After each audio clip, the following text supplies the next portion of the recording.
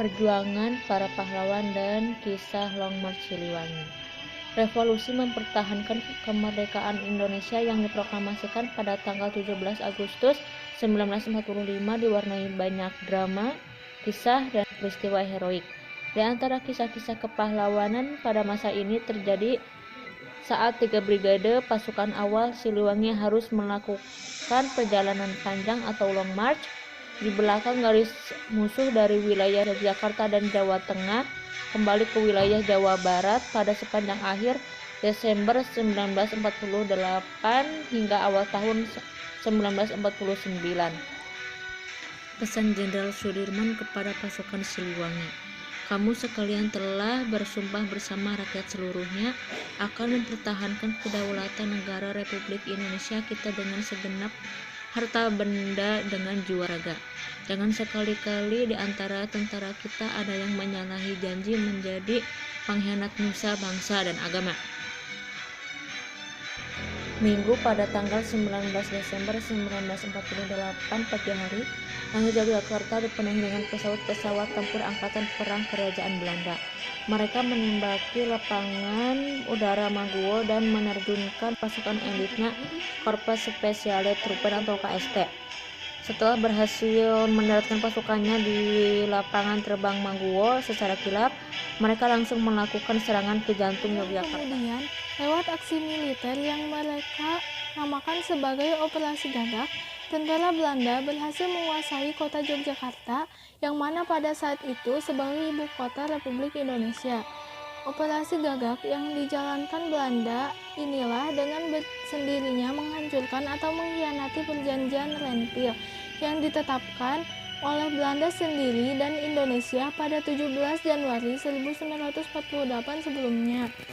Situasi itu juga memaksa para pejuang Siliwangi harus menghadapi jalan ujung yang pernah disiapkan oleh Panglima Besar Jenderal Sudirman dalam Perintah Siasat Nomor 1 pada Mei 1948 dengan memerintahkan para prajurit Siliwangi harus kembali bergerak ke Jawa Barat dan membangun kembali perlawanan total terhadap Belanda di Jawa Barat.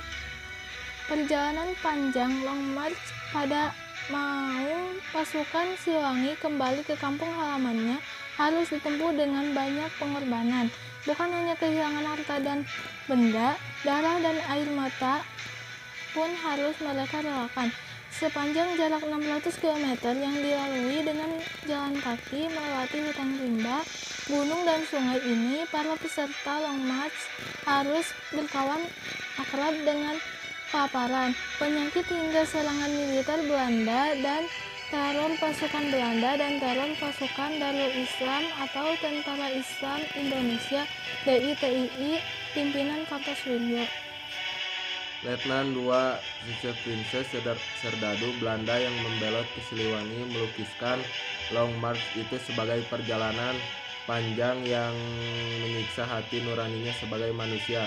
Di tengah perjalanan, tidak jarang ia harus menyaksikan anak-anak dan perempuan tewas terbunuh oleh bom sebagai pesawat dan berbagai tembakan yang dikendalikan Belanda maupun DIT-2.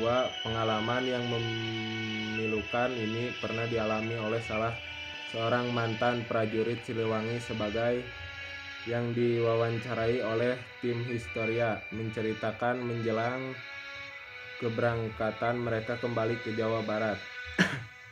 Pimpinan Markas Besar Tentara atau MBT membagikan sarung baru kepada seluruh pasukan Siliwangi. Sarung baru itu ternyata sangat berguna bagi mereka, bukan saja sebagai selimut penghangat tidur, namun juga bisa digunakan untuk hal-hal yang bersifat darurat. Misalnya saat mereka harus menyeberang sungai Serayu dengan sambungan sarung yang beruntai. Mereka bisa menyeberangi sungai yang berarus deras. Namun proses penyeberangan sungai itu tetap memakan korban. Urutan anak-anak dan perempuan yang hanyut oleh hantaman arus sungai yang deras. Dengan hati hancur mereka harus menyaksikan betapa bocah-bocah dan perempuan yang ikut dalam rombongan hanyut ditelan kerasnya air sungai. Ayah dan suami-suami mereka hanya bisa berteriak dan menangis putus asa. Tidak cukup di situ, Alih pun menjadi saksi bagaimana para ibu yang melahirkan anak-anak keluarga pasukan Siliwangi di tengah perjalanan mereka harus merelakan atau memberikan bayi-bayi itu kepada penduduk desa yang dilewati. Daripada bayi-bayi itu menderita dan menjadi beban selama perjalanan, lebih baik mereka diselamatkan oleh para penduduk desa. Begitulah kata mantan prajurit Siliwangi Batalion 29 Aleh. Ayun lagi dengan pengalaman Kopral Suhanda dari Batalion ke-27 bersama 5 kawannya. Ia terpisah dari rombongan batalion sejak awal rombongan bergerak dari Salatiga. Tidak ada nasi sebutir pun yang masuk ke dalam perut mereka selama perjalanan ke kawasan Jawa Barat. Paling bagus, kata Suhanda, mereka menemukan daun singkong atau jamur kayu untuk dimakan. Baru setelah 40 hari lebih berjalan, akhirnya mereka dapat menemukan nasi di daerah Ciamis. Kenang Kopral Suhanda. Peristiwa lain yang unik dan misterius sempat dialami oleh Asikin Rahman X, anggota Batalion ke-29. Suatu hari, seksi yang dipimpinnya sampai di wilayah sekitar Banyumas dan harus menyeberangi sungai yang bernama Kali Putih. Persoalan tersebut muncul ketika mereka menyaksikan sungai itu dipenuhi oleh ratusan buaya. Saat mereka tengah dilanda dengan kebingungan, tiba-tiba muncul seorang tua berpakaian sederhana datang kepadanya. Dengan lembut, dia meminta izin kepada Asikin untuk mencoba menolong mereka menyeberangi sungai Kali Putih. Akhirnya, pimpinan Batalion ke-29 Asikin menyetujuinya. Setelah mendapatkan izin, orang tua tersebut menaiki pohon kelapa yang berada di sekitar tempat tersebut.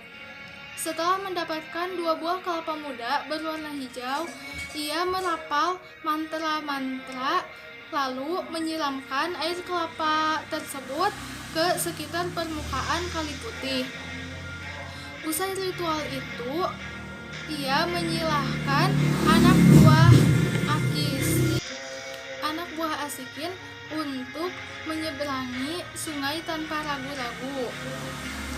Alhasil ajaib, kendati buaya-buaya tersebut terkumpul di sekitar sungai, mereka seolah tertidur dan hanya diam ketika para pejuang Siliwangi satu persatu menyeberangi sungai dengan cara berenang. Kenang Asikin Rahman. Menempuh jarak ratusan kilometer dengan berjalan kaki, akhirnya pasukan Siliwangi berhasil memasuki wilayah Jawa Barat. Di wilayah yang masih dikontrol Belanda, di pasukan Siliwangi menyebar ke berbagai lokasi yang menjadi basis pertahanan wilayah Jawa Tengah. Meskipun sudah tiba di Jawa Barat, mereka juga harus berhadapan dengan berbagai bom dan berbagai serangan di Belanda. Akibatnya banyak yang gugur dalam tubuh pasukan Siliwangi. Kedatangan pasukan Siliwangi ke Jawa Barat juga tidak hanya berhadapan dengan Belanda, mereka juga harus berhadapan dengan DTII atau Darul Islam, pemimpin Koto Sawejo. Awalnya mereka disambut dengan baik oleh DTII, namun setelah pasukan Siliwangi disuguhi, maka yang sengaja diracuni mereka tertidur. Ketika tertidur, DTII dengan kesempatan Koto Sawejo memerintah pasukan Siliwangi yang tertidur, sehingga selain jatuhnya korban saat berhadapan dengan Belanda, pasukan Siliwangi ini juga harus merelakan bertambahnya korban gugur dari pasukan Siliwangi.